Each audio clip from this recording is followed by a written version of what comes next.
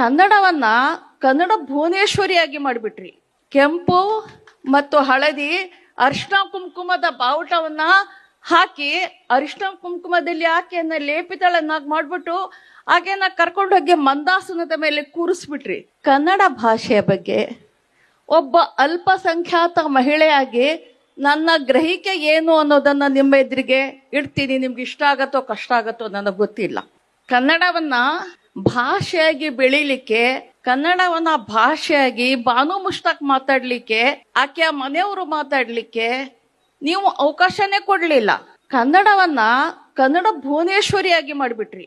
ಕೆಂಪು ಮತ್ತು ಹಳದಿ ಅರಿಶಿನ ಕುಂಕುಮದ ಬಾವುಟವನ್ನ ಹಾಕಿ ಅರಿಶಿನ ಕುಂಕುಮದಲ್ಲಿ ಆಕೆಯನ್ನ ಲೇಪಿತಳನ್ನಾಗಿ ಮಾಡ್ಬಿಟ್ಟು ಆಕೆಯನ್ನ ಕರ್ಕೊಂಡೋಗಿ ಮಂದಾಸನದ ಮೇಲೆ ಕೂರಿಸ್ಬಿಟ್ರಿ. ನಾನು ಎಲ್ಲಿ ನಿಲ್ಲಬೇಕು? ನಾನು ಏನನ್ನ ನೋಡಬೇಕು?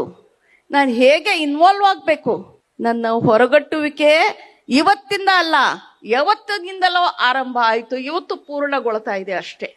ಈ ವಿಷಯಕ್ಕೆ ದಯಮಾಡಿ ಕನ್ನಡವನ್ನ ಭುವನೇಶ್ವರಿಯನ್ನಾಗಿ ಮಾಡಿ, ಕನ್ನಡದ ರಥವನ್ನು ಎಳೆದು, ಕನ್ನಡದ ಜಾತ್ರೆಯನ್ನು ಮಾಡಿ, ಕನ್ನಡದ ಪರಿಷೆಯನ್ನು ಮಾಡಿ ಏನ್ ಮಾಡಿದ್ರಿ? ನನ್ನನ್ನು ಹೊರಗಟ್ಲಿಕ್ಕೆ ಎಷ್ಟು ಹುನ್ನಾರ ಬೇಕಿತ್ತ ನಿಮಗೆ?